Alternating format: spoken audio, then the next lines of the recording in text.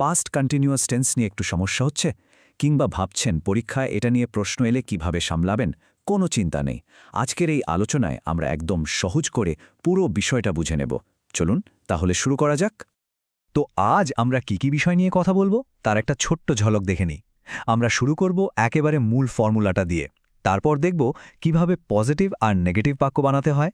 এরপর শিখব প্রশ্ন করার নিয়মকানুন, আর পরীক্ষায় কোন ভুলগুলো প্রায়ই হয় সেগুলো কিভাবে এড়ানো যায়। আর সবশেষে থাকবে একটা কুইক রিভিশন, যাতে সব কিছু মাথায় গেঁথে যায়। আচ্ছা, তাহলে একদম প্রথম ধাপে আসা যাক। এই যে আমরা পাস্ট কন্টিনিউয়াস টেন্স বলছি, এর আসল ভিত্তিটা কি, মানে এটা ঠিক কি আর কি দিয়ে তৈরি। চলুন সেটাই আগে দেখে নেই। খুব সহজ করে বললে, পাস্ট কন্টিনিউয়াস টেন্স আমরা তখনই ব্যবহার করি যখন অতীতে কোনো একটা কাজ কিছু সময় ধরে চলছিল, এমন বোঝাতে চাই। ধরুন, আপনি বলছেন, গতকাল সন্ধ্যায় আমি বই পড়ছিলাম। তার মানে ওই সময়টাতে বই পড়ার কাজটা কিন্তু চলছিল, শেষ হয়ে যায়নি। এই চলছিল ভাবটাই হলো আসল ব্যাপার। এখন কথা হলো, এই টেন্সটা বানাবো কি দিয়ে? এর জন্য আমাদের মাত্র দুটো জিনিস দরকার। একটা হলো সাহায্যকারী ভার্ব, মানে অক্সিলারি ভার্ব, ওয়াজ অথবা ওয়্যার। আর দ্বিতীয়টা হলো আমাদের যে মেইন ভার্ব, তার সাথে আইএনজি যোগ করে দেওয়া। ব্যাস, এই দুটোকে মিলিয়ে দিলেই কিন্তু পাস্ট কন্টিনিউয়াস টেন্স তৈরি হয়ে যায়। তো আমরা তো উপাদানগুলো জেনে গেলাম। এবার চলুন দেখি এগুলোকে কাজে লাগিয়ে কিভাবে আমরা হ্যাঁবোধক আর না বোধক বাক্য তৈরি করতে পারি। আর বিশ্বাস করুন, এটা কিন্তু খুবই সোজা একটা ব্যাপার। একটা হ্যাঁবোধক বা পজিটিভ বাক্য বানানোর ফর্মুলাটা একদম সহজ। সবার আগে বসবে সাবজেক্ট, মানে কর্তা। তারপর সাবজেক্ট অনুযায়ী বসবে ওয়াজ বা ওয়্যার, আর শেষে থাকবে ভার্বের সাথে আইএনজি যোগ করার রূপটা। এই উদাহরণগুলো খেয়াল করুন। যেমন, হি ওয়াজ রিডিং আ বুক।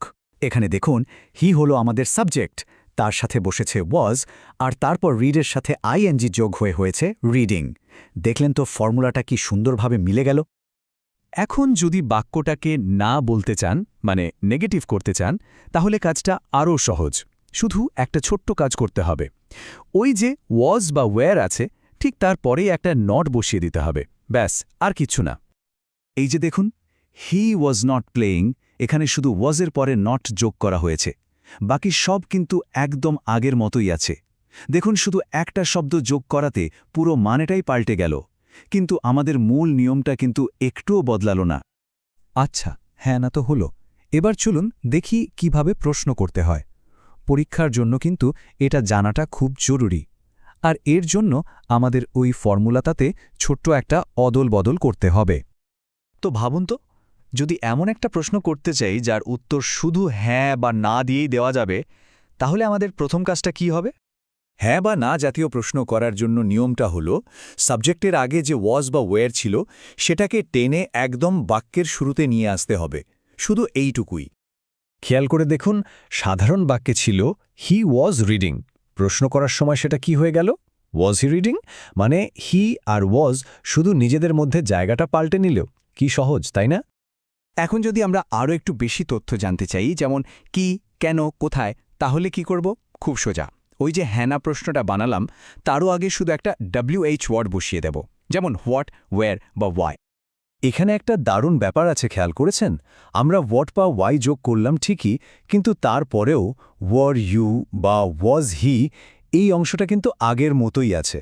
মানে মূল প্রশ্নের গঠনটা কিন্তু একদম একই থাকছে। এখন আমরা একটা খুব খুব গুরুত্বপূর্ণ বিষয় নিয়ে কথা বলবো। পরীক্ষায় প্রায় একটা জায়গায় ছাত্রছাত্রীরা গুলিয়ে ফেলে। চলুন সেই ফাঁদটা চিনে নিই, যাতে আমরা আর ওই ভুলটা না করি। এই জায়গাটাতেই আসল বিভ্রান্তিটা তৈরি হয়।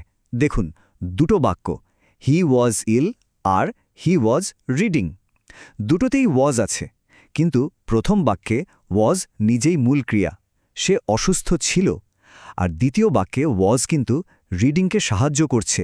এই পার্থক্যটা ধরতে পারাটাই আসল খেলা।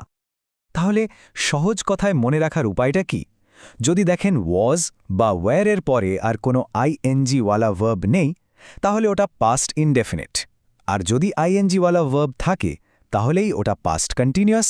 একদম সোজা হিসাব। আর দেখুন, প্রেজেন্ট কন্টিনিউয়াস থেকে পাস্ট কন্টিনিউয়াসে যাওয়াটা কত সহজ। যেখানে বর্তমানে আমরা ইজ, অ্যাম বা আর ব্যবহার করি, অতীতে বোঝানোর জন্য সেখানে শুধু ওয়াজ বা ওয়্যার বসিয়ে দিলেই কাজ শেষ। তো আমরা কিন্তু প্রায় সবটাই আলোচনা করে ফেলেছি। চলুন এবার সব নিয়মগুলো এক জায়গায় এনে শেষবারের মতো একবার ঝালিয়ে নেওয়া যাক যাতে পরীক্ষার আগে এক নজরেই সব মনে পড়ে যায়। তাহলে এই হলো আমাদের 5 পয়েন্ট সামারি।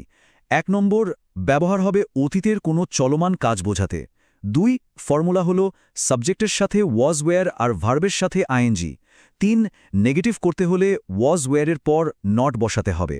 4, হ্যাঁ না প্রশ্ন শুরু হবে ওয়াজ ওয়্যার দিয়ে। আর 5, বিস্তারিত প্রশ্ন শুরু হবে WH ওয়ার্ড দিয়ে। পরীক্ষার আগে রিভিশনের জন্য এটা কিন্তু একদম পারফেক্ট একটা চিট শিট। এই ছিল পাস্ট কন্টিনিউয়াস টেন্স নিয়ে আমাদের আজকের আলোচনা।